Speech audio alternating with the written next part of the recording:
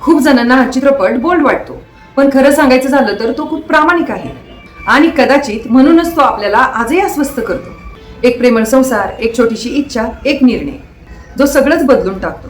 होय, हा आहे बासू भट्टाचार्य यांनी दिग्दर्शित केलेला त्यांचा अखेरचा चित्रपट 1997चा आस्था.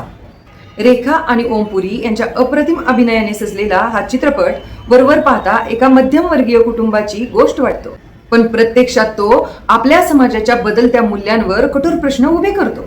या चित्रपटात कुठलाही मोठा खलनायक नाही, तर खलनायक आहे तो म्हणजे पैसा, किंवा आपण म्हणू शकतो की भौतिक सुखांची आंधळी कॉम्पिटिशन.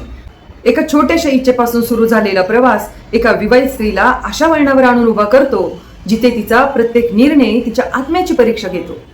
पण हा सिनेमा तिचा न्याय करीत नाही किंवा ती चूक आहे की बरोबर आहे हे पण सांगत बसत नाही, तर तो तिची वेदना समजून घेण्याचा प्रयत्न करतो.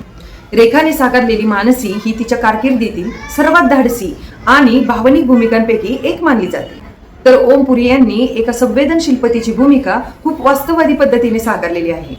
आस्था हा फक्त एका स्त्रीची गोष्ट नाही, तर मध्यमवर्गीय आयुष्यातील अदृश्य संघर्ष, पैशाची ओढ आणि नात्यांमधल्या विश्वासाची कठोर परीक्षा, ग्राहकवाद, अपराधीपणा या सगळ्यांबद्दल आहे. चित्रपट आपल्याला अनेक प्रश्न विचारतो. माणूस चुकीचा असतो की परिस्थिती? गरजा आणि स्वप्न यात अडकलेला माणूस नेमका किती दूर जाऊ शकतो?